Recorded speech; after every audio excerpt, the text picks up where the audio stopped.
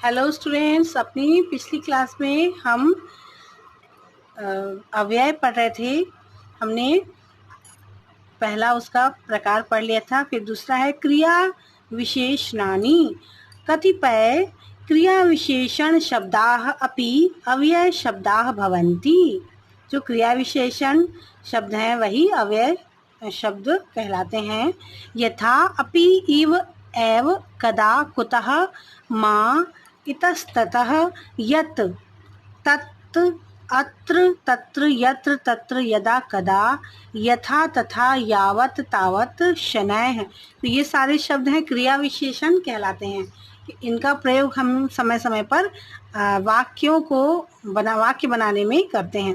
जैसे कि आपके लिए कुछ उदाहरण दिए हुए हैं, जैसे अव्ययम और वाक्य प्रयोग। अपि, अपि का अर्थ होता है भी। मम ग्रामे अपि एकः वाचनालयः अस्ति।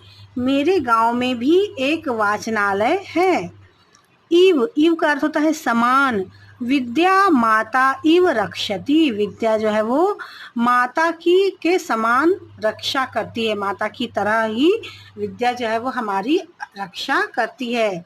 इसीलिए विद्या को इतना महत्व दिया गया है, क्योंकि वह हमारी रक्षा भी करती। जिस तरह से माता एक पुत्र की रक्षा करती है, उसी तरह से विद्या भी हमारी माता की तरह रक्षा करती है।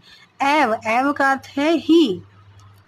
सदाचार एव परमो धर्मः, अर्थात सदाचार ही परम धर्म है। सदाचार अर्थात दूसरों से अच्छा व्यवहार करना, यही तो हमारा धर्म होता है। सदा हमेशा दूसरों से अच्छा व्यवहार करने की ही शिक्षा हमें दी जाती है। कदा, कदा का अर्थ होता है कब। भवान कदा आगमिष्यति, कि आप कब आए। इस तरह से हम पूछते हैं ना, कदा अर्थात कब। तो भवान मतलब आप कब आए। फिर कुतः, कुतः का अर्थ होता है कहाँ से। तो गंगा कुतः निकसती, गंगा जो है वो कहाँ से निकलती हैं। गंगा नदी का उद्गम कहाँ है पूछते ना हम, तो ये गंगा जी कहाँ से निकलती हैं।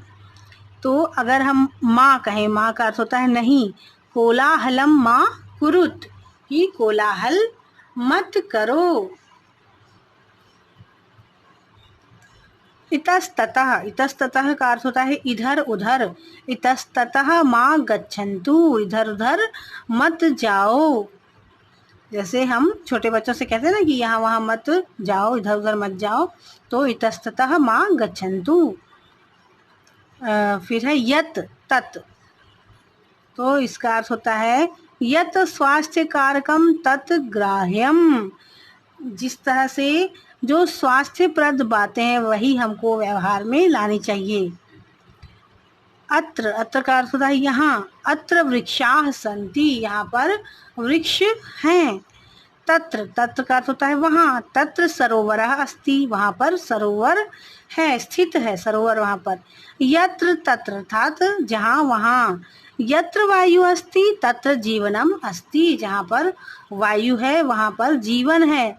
क्योंकि बिना वायु के जीवन तो संभव ही नहीं है, इसलिए यत्र वायु अस्ति तत्र जीवनम अस्ति। यदा तदा अर्थात जब तब। यदा शिक्षकः आगच्छति तदा छात्राः तुष्णी भवन्ति। अगर जब शिक्षक आ जाते हैं तभी छात्र जो है वो संतुष्ट होते हैं। अर्थात जब छात्रों को ज्ञान की प्राप्ति होती, शिक्षक जब ज्ञान प्रदान करता है तभी तो जो छात्र है वह संतुष्ट होते हैं। यथा तथा अर्थात जैसा वैसा, जैसा जैसा उस प्रकार। यथा राजा तथा प्रजा, जैसा राजा होगा वैसी ही उसकी प्रजा होगी। ये बात हम कभी कभी वाक्य में बोलते भी हैं, प्रयोग करते हैं। यावत तावत, जब तक या तब तक, या फिर जितना भी इसका अर्थ होता है। यावत सा पठिष्यति तावत अहम अपि पठिष्यामि, जब तक वह पढ़ रहा है तब तक मैं भी पढ़ रहा हूँ। कहते हैं ना कि जब तक वह जाग रहा है तब तक मैं भी जाग रहा हूँ। तो हम इस बात को इस शब्द को वाक्य में प्रयोग कर सकते हैं। शनैः, शनैः का अर्थ होता है धीरे धीरे। शनैः शनैः वदतु, धीरे धीरे बोलो। धीरे धीरे बातें करो, ये बात भी हम, ये शब्द का भी हम प्रयोग अक्सर करते हैं। तो आज के लिए इतना ही स्टूडेंट्स, अपनी अगली क्लास में हम आगे के अवयवों को पढ़ेंगे।